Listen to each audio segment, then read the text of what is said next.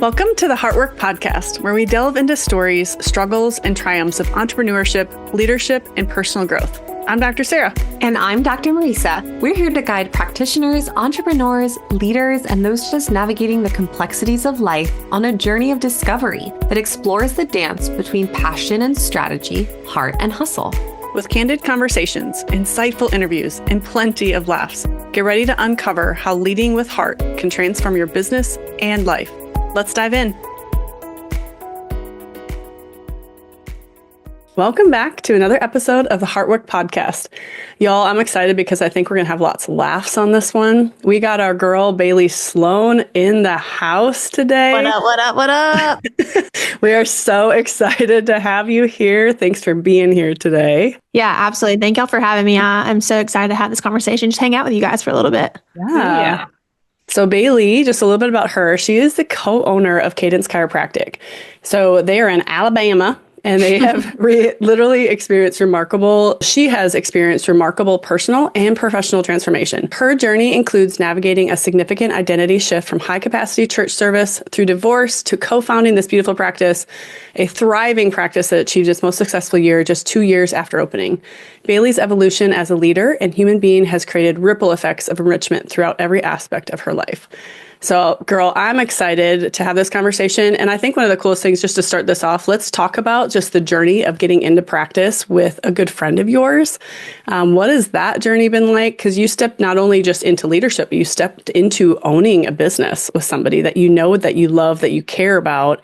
And that's not always an easy partnership, getting into something like that. So what was it that made you even desire to get into that? And what have you learned along the way that's really enhanced your leadership capacity as well? Yeah, it was a big jump. And I think what I've learned most about the whole dynamic is Logan and I, we became best friends. We hit it off really fast and we were kind of in similar stages of life.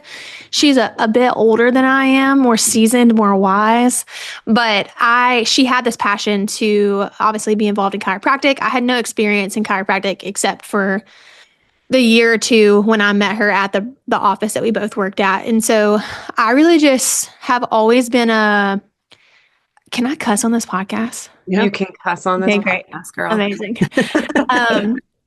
I've always been a get shit done kind of girl, but I needed to know what shit to get done, if that makes sense. So I never really saw myself as a visionary. I always aligned myself with someone or a leader, especially being in the church world. I kind of just hinged myself with a pastor or a church that I believed in and then just got really involved. And so I kind of saw that happening with chiropractic. Of course, I became more interested in it the more I saw it, but I really just saw the potential in Logan and what she was doing.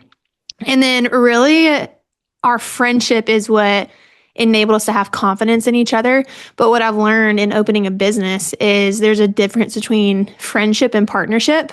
And there's a lot of things that are required from you in different aspects in that way. And so when we first opened the office, it was terrible. I mean, it was great, but it was just we could not find the line of when we needed to be bosses, when we needed to be business partners, and when we needed to just be friends. Because I think there's different grace you have for your team than you might have for a friend, oddly enough, and not in a good way. And so I almost said early years. The early years, way back when we opened. 2 years ago. It feels lifetimes away, though, doesn't it? Yeah. Right. So in the first couple of months, our team member, Jess, that opened with us, we just opened that opportunity for feedback. And we were expecting to be oh, no, I love it here. It's great. Thank you so much for this opportunity.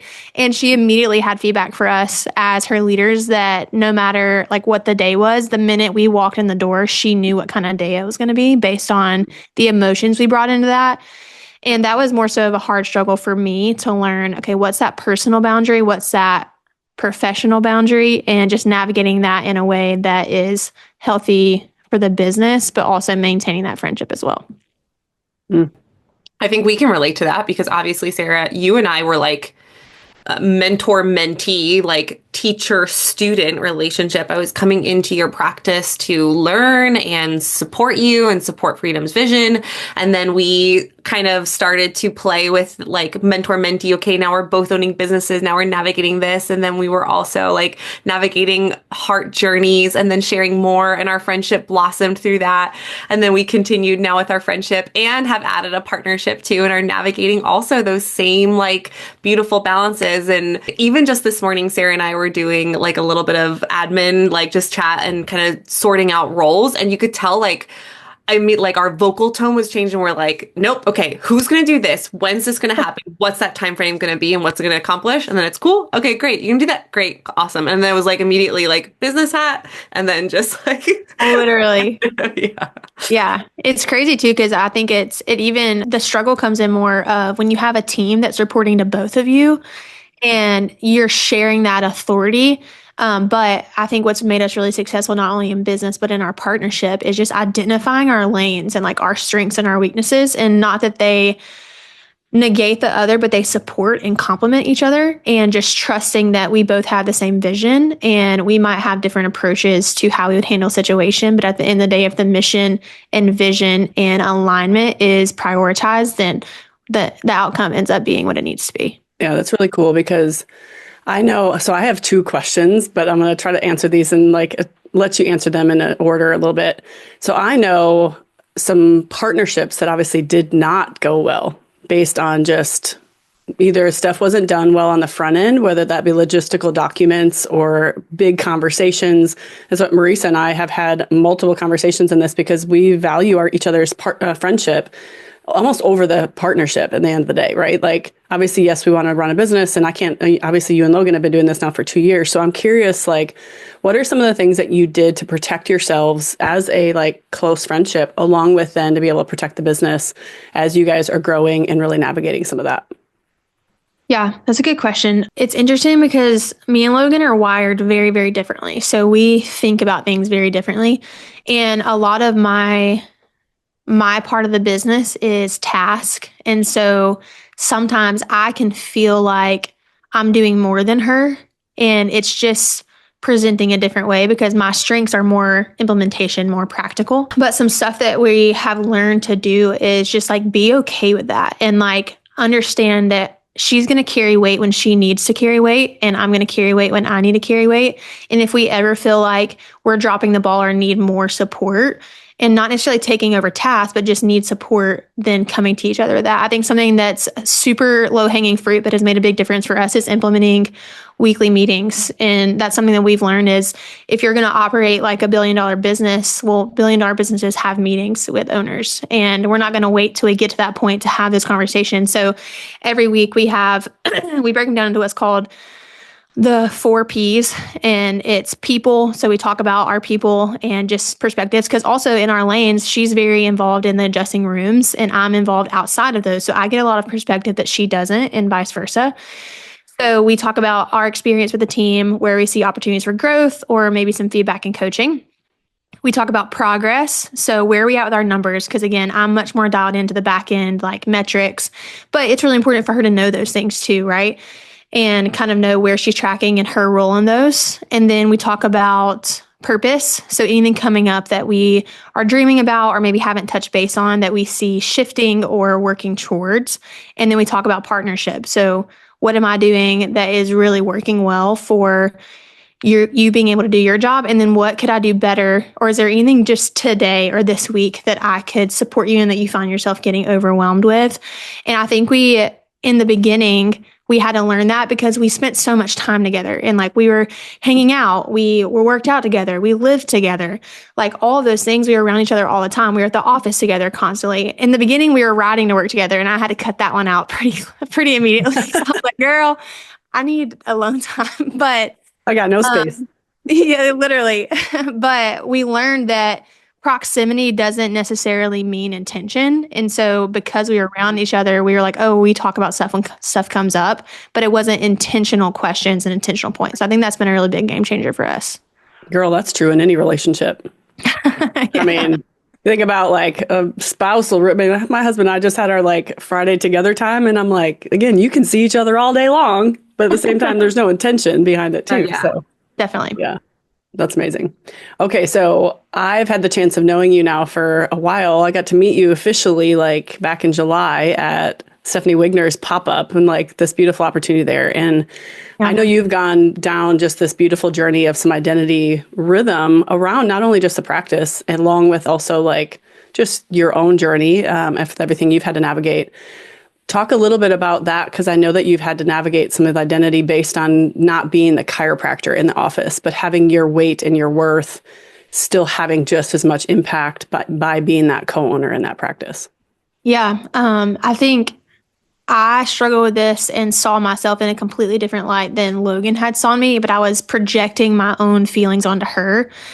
And so at that pop-up, like I said earlier, I mean, even in this podcast, I had always seen myself as the best number two and the best support person. But the reality was, in the moment that I decided to become a business owner and become 50-50, that required 100% of me. And I couldn't just wait on vision from her, but I was sensing that tension of like, I'm a doer. Like I said, like I'm going to get stuff done and I'm going to do it really well. And it's going to be to the best of my ability, but I need you to give me direction. And so what was happening was she was trusting me as a business owner and was seeing that I'm just as invested in this business as her. So it was just creating tension of like, I need you to give me more. I need you to tell me what you want social media to sound like. I want you to tell me like, what do you want your patient's experience to be like? Like I can make it happen. Just like give me vision. And then we went to this pop-up and I said that and everyone basically just roasted me in the best way of saying like, girl, you're the CEO. Like this is equally, literally, legally, equally your business as hers.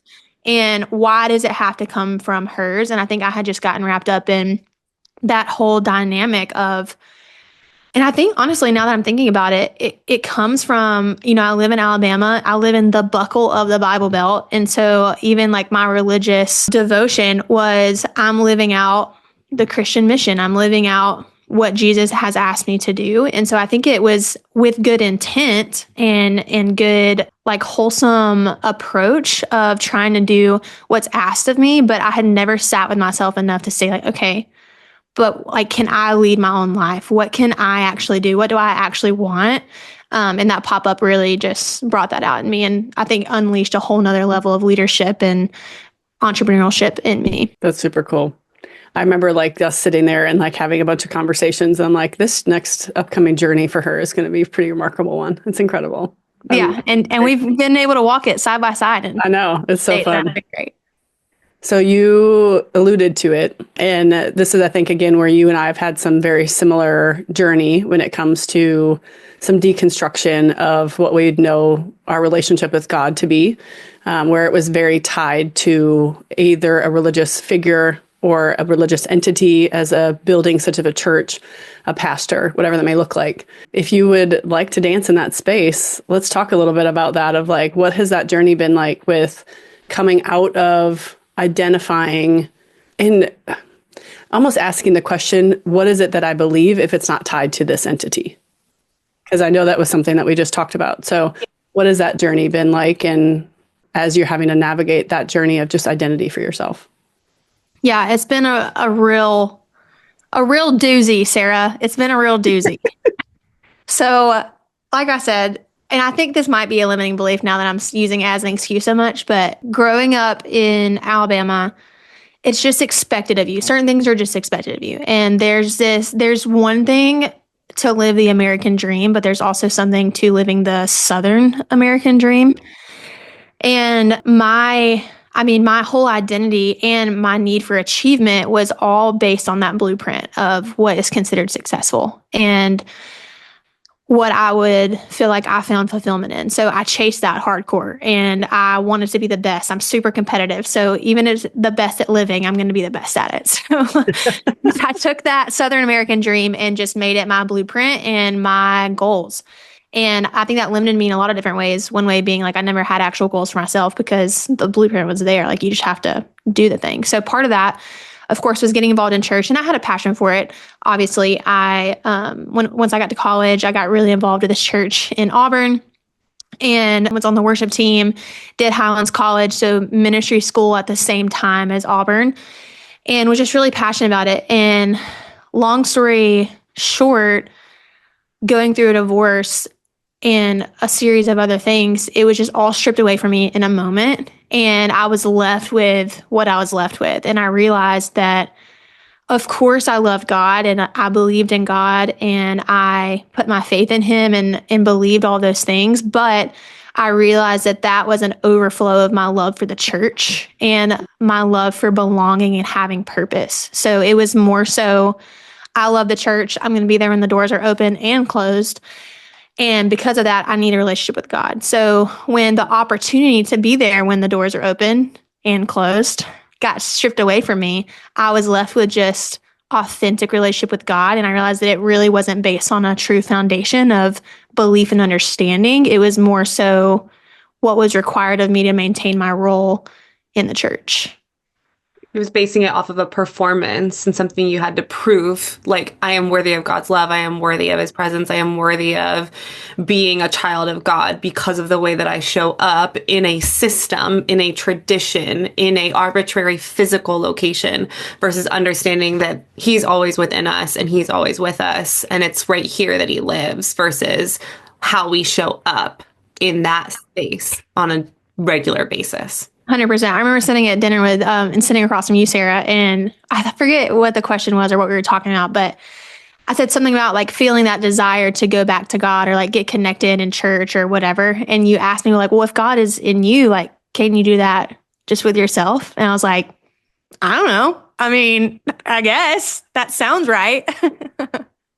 Well, I mean, I just know that to be true for myself because I've had to navigate that myself. And because similar story, I helped grow a church when I first moved to Knoxville. And I was literally like eat, sleep, breathe from start up from the beginning of my day to the end of the day. I would go do my work and then I would do church stuff at the end of the day until 10 o'clock at night. And so I was there every morning volunteering. I was a leader in the church. So I just understand it. But it also came to this understanding where my belief in God was through the breath and the expression of what that church said or the pastor said or my entity around it. And so it became very polarizing almost where it was like, well, who's God if it's not in this space, you know? And it can feel very like stripping where you're like, what the freak and who am I if I don't know this expression of it? And I got to then navigate that same question of like, well, if he breathed like me into existence, if he truly lives inside of me, why do I need to go find something else to then give me love, care, worth, all that type of stuff? And so it's not an easy journey for one, because it definitely is. We look to the world to give us a lot of value and a lot of worth as well. So, well, that's the thing. It's like it's rooted in that tradition, right? So, I mean, like I have a different experience. I didn't have that same, I guess, pastory, like growing up Roman Catholic, like this was a very Italian thing. Like my nonna, my grandmother's sister, got married at the Vatican. Like we were there singing like the Latin songs and like playing piano for our church. Super Catholic. Like, super Catholic. Okay. Like even my dad's side, his parents would like serve the Eucharist like at their church. And so you want to talk about a lot of structure. I've really like navigated, you know, in college, it was like, nope, I'm an atheist. Like this is not a thing. Like I am so far removed from this like structured need to prove like that you were there and that makes you a good Christian and a good person, to then going more into some fluidity around just Christianity and like more or less structured, like non-denominational style churches. And I've really kind of toyed in this like space. I feel like it's like the old Atari, like you're ping-ponging from like one end to the other. And it's just continued to narrow in and hone in on like, you can find God wherever you exist. And sometimes that looks like being outside. Sometimes that looks like in the moment that you share with a partner. Sometimes that looks like a moment you share with a friend. Sometimes it looks like a moment you share with yourself, a feeling that you express and get. But we could talk this whole time about all of that. Mm-hmm.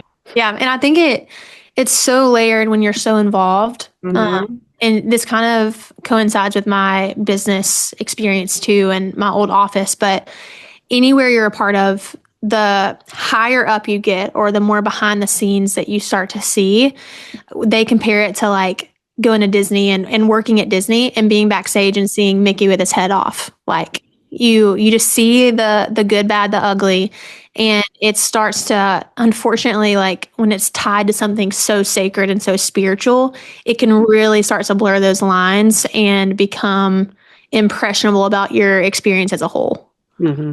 For sure. So how is that now navigated as you've learned some of the things that maybe were unhealthy, which you did not want to bring into your practice? What does that now look like as you're leading a team and you're desiring to create a culture that does put on a Disney experience, but in a healthy way, right? Like where you have people that show up and do a really beautiful job, but don't have to achieve and perform to know their worth. Like, how have you navigated that now as you're leading a team and really building in a beautiful culture that from the outside is so fun, it's boisterous, like you have a team that's longevity, you're adding doctors, you're heading your like huge numbers when it comes to just revenue and success that way. So what has that been like for you as you had to bring it into the business? Yeah, it's been huge. I think it's the number one thing. And I think when we decided to open Cadence, there was a lot of motivations behind it. But one of them was that we're having a terrible team experience where we are working at and not being treated well, not being treated with integrity, not actually being cared about, saying you're cared about, but not actually experiencing that. And so Logan will say this too, but more than just creating a chiropractic office in this community, we are equally, if not more, passionate about creating a workplace that's enjoyable and where our team is taken care of, including ourselves.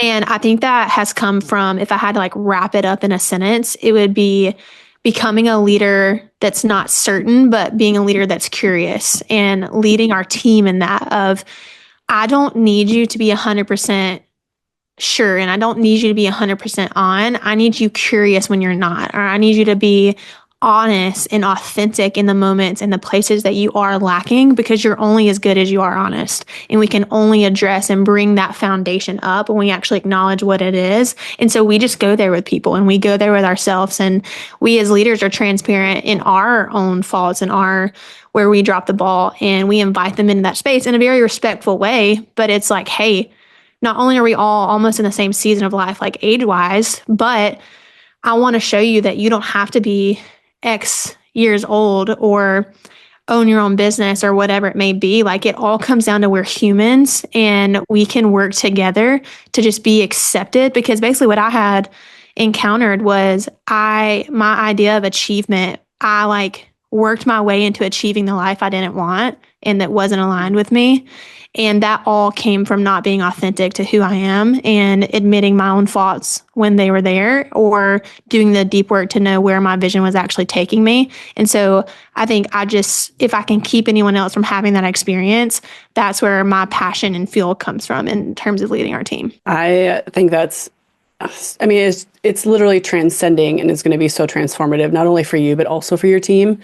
I know, Marisa and I know this to be true so much when it comes to not only just culture, but just healthy business. Like, it becomes something to where you're leading from more of a gray comparable to this black and white, like you're leading from, I love the word curiosity that you said, because you're leading from a place of, let's look at this from a perspective of something different than I just have to have X plus Y equals Z.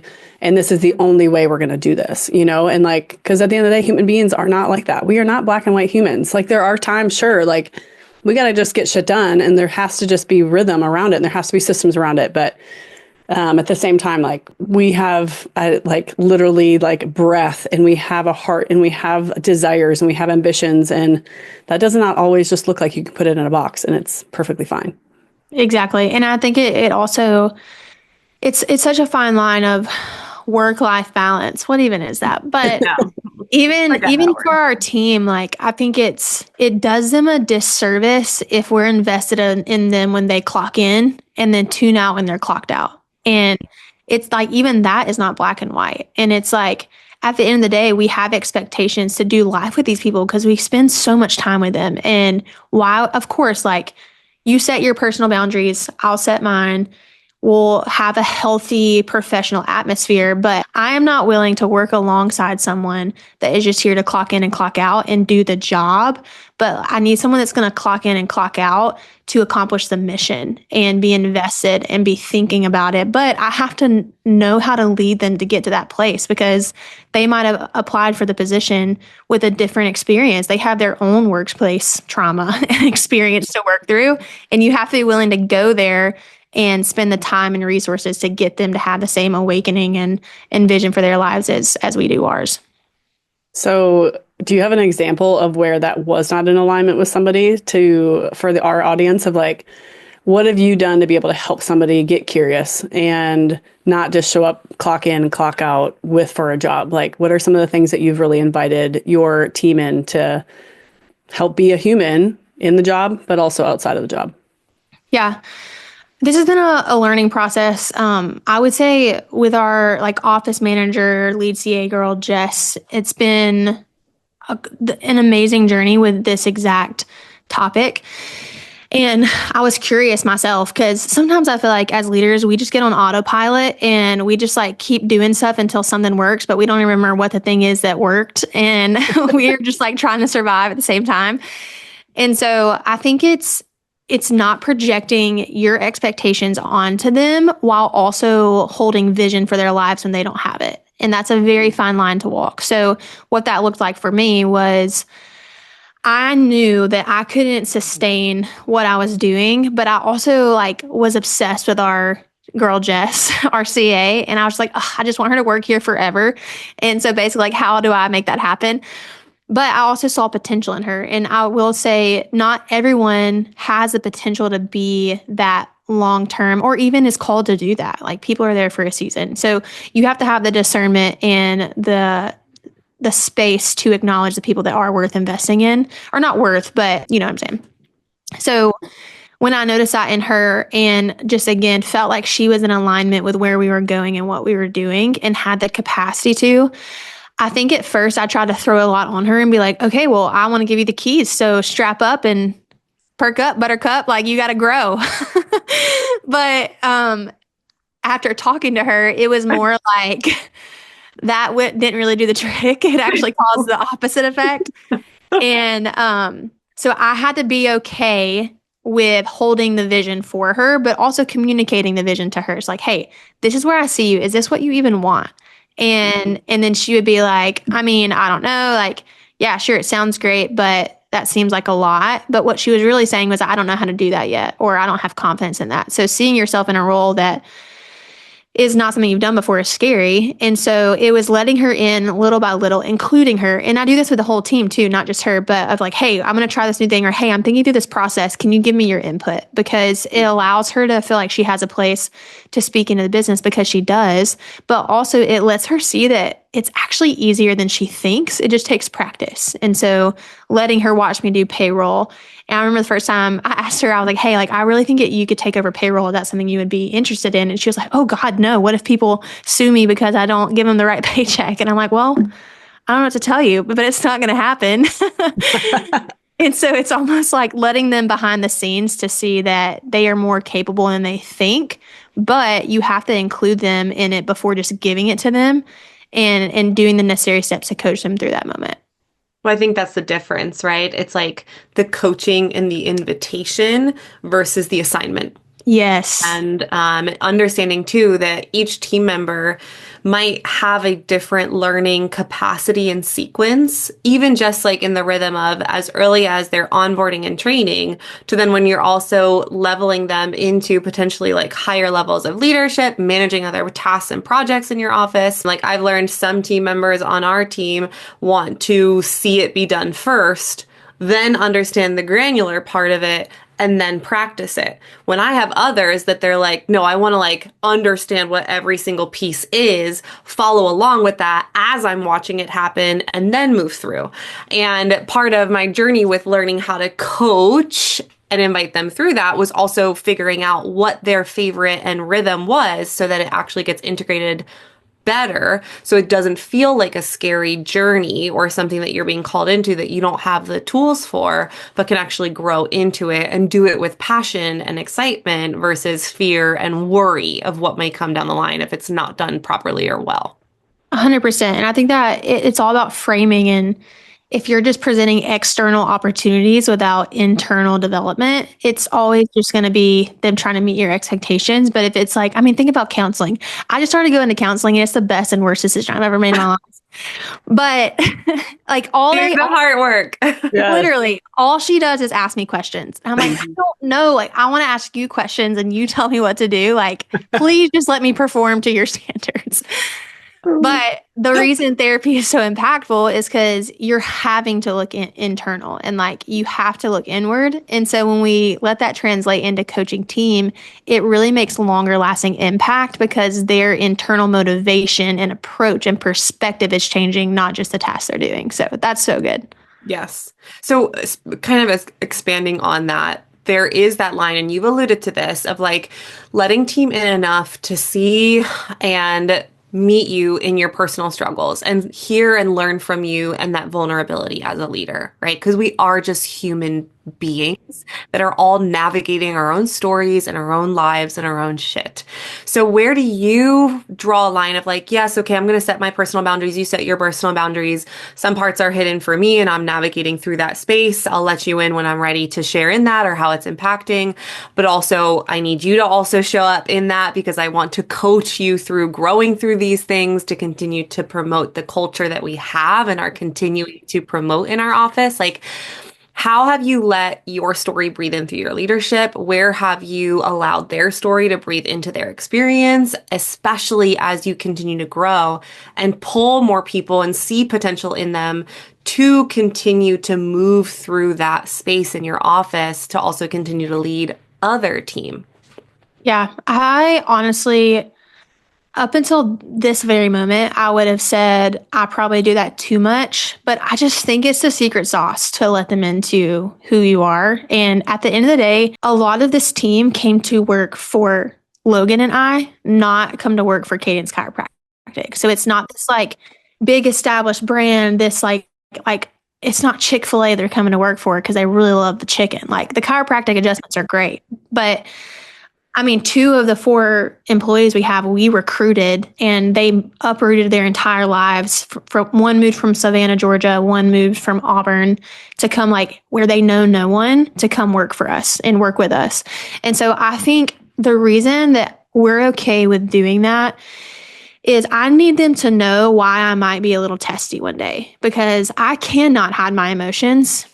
I've tried. And then I've not tried. And it just all comes out either way. So I need them to know that like I'm a human and I have shit going on. Now, also, I have accountability of what's appropriate in the workplace and what's not. And I need them to know that they can call me out on that and be like, hey, but what that looks like, because I have the same expectations for them. If they come in, we do this thing. I actually got this from Nikki, and she does like vibe checks with her team, but it's like their meetings. But we've started incorporating this in our huddles every morning. Like, hey, vibe check. Where's everybody at 1 to 10?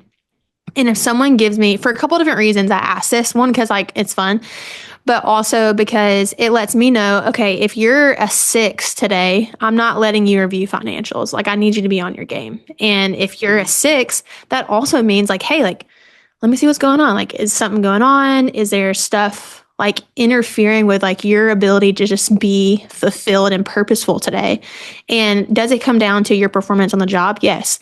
But also like, I want to know what's contributing to your happiness and your ability to show up as a human. What do you need right now? Do you need to sit in the back and do admin work and not be patient facing? Because I know from my experience, faking it till you make it is actually faking it till you break it. And you're going to end up in a way worse spot and end up resenting your job because it puts you in a worse place instead of just having that space to work through it. And so I expect that from my team, that grace and understanding. And so being the one to lead from that perspective and show up that way and lead the way in how I communicate what I'm going through, hopefully allows them to mirror that in terms of how they show up to work and what they can do to be the best version of themselves that day. I love that you do that. I might steal that from you, from Nikki, because Yeah, which I gave her credit once. After this, I'm not giving her credit. when I mean, I don't specifically like do a number scale. That's why I love it. But we've created a space where team knows that if they're not on their best, they used to come to me and talk about it, but now they've already even just created the relationship where they can lean on each other and say like, "Hey, I'm in this specific role today, but I am working through some tough stuff right now, and I don't have the capacity to show up for this potential practice member that's going through their own tough stuff because mine is just leaking out right now. Like I need to be in the back supporting you from a different angle and different space. Can we swap positions today, even if it's for an hour, even if it's just for the one appointment?" Like they navigate that. So I think a lot of offices, businesses, teams will just be like, okay, put your panties on, like figure it out and just make it happen. Leave it at the door. And there is a level of expectation that you are here to do a job, and especially in people service, like you have to also come into the space with an understanding that you are there to also hold space for others. And so you need to create a little bucket for that, for them to do your job and to serve your community. At the same time, that doesn't mean that we are emotionless robots that also don't go through life and experience the width. And the fact that we do that makes us awesome human beings that can hold space for other people in those times. So it's just, again, finding that beautiful rhythm of like holding space for them to hold space for others, which then holds space for the whole team, which then holds space for your whole mission. Exactly. And what I keep thinking about when you're saying that is it would be different. It basically comes down to your culture dictates your decisions. And that comes from your systems, how you treat team, et cetera. If you're in a more corporate setting or your business and culture does not dictate that you show up that way, then that's fine. But like we have decided in the beginning that team is our top priority. So we have to put our money where our mouth is. And we can't just say, "Ooh, we want to create a great experience for team," but like leave your shit at the door. Like it's just not in alignment with how we want to lead our business. Truth bomb right there.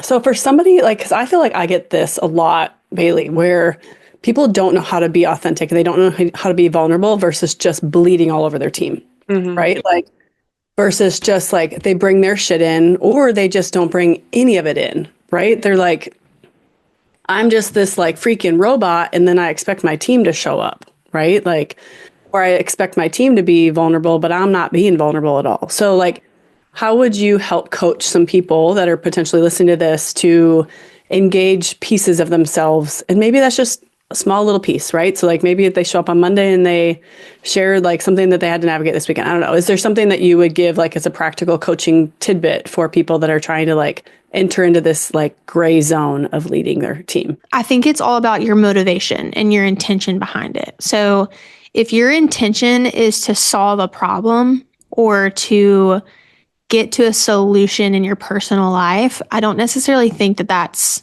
the time or place to do that. So for instance, let's say this weekend, my dad did something just really pissed me off and really just like ruined my entire weekend. I wasn't able to get any work done because he did X, Y, and Z. So if I come in Monday morning and people are like, "How was your weekend?" Well, let me tell you what happened. And I'm just like going off. But I think a big part of it comes down to having emotional intelligence and being able to see when your actions and when your emotions and words are causing a disruption in the energy or the flow of the team, and being able to make the decision, be like, "Oh, I need to figure that out," but trying to regain and like recalibrate coming in to Monday. Or I feel like a lot of times too, we tend to have one or two people that we tend to connect with on a more personal level in our teams that we feel like we just click with. And so maybe having space for that. Like sometimes I'll tell Jess, we'll be up front and I just really need to bitch about something. And I have the relational equity with her where she knows my heart. And so I had to identify, okay, this is not appropriate to bring to the whole team, but like I need to get it off my chest in order for me to be able to perform today. So I would be like, "Jess, I need to talk to you about something in the back about a clipboard or something." I would lie, 100% lie. Do I recommend that? Yes. But now it's out. Bailey, now you got to own it because it's out. And if your team listens to this, they're going to know Yeah, literally. I'm not going to let them listen to this, but so we'll go in the back and I'm like, I literally have nothing to talk to you about, but I just need to vent for a second and get this off my chest. So I think it's finding your pockets, finding your people, and then finding the time where it's appropriate. I think one of the things that I've learned in that is like the same thing. There are people that can hold space for you, but not everybody can. And if they don't have the emotional intelligence or the understanding of their own awareness of themselves, if you're basically adding so much crap onto them, you're only going to help honestly spiral them out. And typically what I've noticed is like you're going to then add this emotional like bleeding at a higher capacity. Now your team is basically taking on emotional energy they don't need to be. And so the opportunity, like you're saying, it's a balance. And I think I always say this is like, if the more that you can, obviously, whether maybe it's your spouse or maybe it's a friend, it's like exposing yourself vulnerably allows for invitation to explore that curious side of yourself, right? And that curious place of like, well, why do I feel this way? Why am I navigating this in my life? Like, why is this popping up? And then it also exposes and brings opportunity for other people to potentially relate to what you're experiencing. And so when I give the opportunity to be vulnerable, I always tie it to a story. And then this is then what I'm learning from this, not just like bleeding over everybody almost in it, at the same time, especially if I'm trying to be intentional with leading my team through a space of vulnerability. So it is a little bit of like building a muscle of knowing this time and the space to be able to do some of that as well. Yeah. And it's like, you have to gauge the temperature. Like I said, so much of business and just leadership comes down to that emotional intelligence, which I don't think it's taught on enough, honestly. But I have a background in psychology. I got my degree in psychology from Auburn. And then just being part of pastoral world, they teach a lot on emotional intelligence. So thankfully I have the understanding of it. But it's like, if you find yourself constantly mirrored with, oh, I'm so sorry, and they're not actually invested, like you can tell when people are like, got it, I'm so sorry that happened to you. So, and you just keep going and you're not actually getting reciprocated interest. That needs to be a cue that you need to pivot, shelf it, or redirect it to someone that can have the capacity for that. That's good. That's a good point. Yeah. All right. So on the side of emotional awareness, let's talk about wealth awareness, because you guys have had such a beautiful like closure of this past like quarter, end of last quarter, right? Like you just celebrated 2 years in practice. I know that money can be just this like beautiful thing that we also dance in for bringing in a lot of identifying factors, especially when it comes to performance and achievement, like you talked about. So how has that shifted for you, not only just as alongside your leadership, but how has your relationship with money, abundance, success evolved now over the past couple of years for you? Yeah. At this point in practice, it's basically like monopoly money for me at this point. I feel like money doesn't actually exist, but I also feel like it's part of this underlying struggle where I almost overcompensate and undercompensate at the same time. Like, again, being in the Bible Belt, literally it says the love of money is the root of all evil. So that's a little tough. And then our business coach, her like tagline is I love money. I'm like, well, shit. That's true. I'm like, oh, red flag, but I kind of like it. But yeah, I think it's learning what money is. And I've learned that money is a tool. And just like this business is a beautiful tool to serve the community. And it's my vehicle and my vessel of how I can make an impact on people in this community right now. And that might change in the future. And also money is a tool to, of course, sustain what you need to live, but it also can be a tool to accomplish not only your dreams, but helping other people reach their dreams. And it just gives you more capability. I've gotten to the place where now that we have become more successful, it causes you to dream bigger. Because like once you start making money, it's like, which don't get me wrong, I'm not like rolling in the dough out here, but more than I was. So it's like, it almost forces you inward again to see, okay, for a while, you can spend it on materialistic things or things that you should buy or do, but it causes you to really see, okay, I have the capability and capacity to actually make a difference. Because unfortunately, in this society and in this world, money or a lot of things require money to get things done. And so I think that's what I've learned just working with the wealthy practitioner is the meaning of wealth. And even at the conference where we originally had met back in April, so a year this month. I know. Literally wild. Crazy.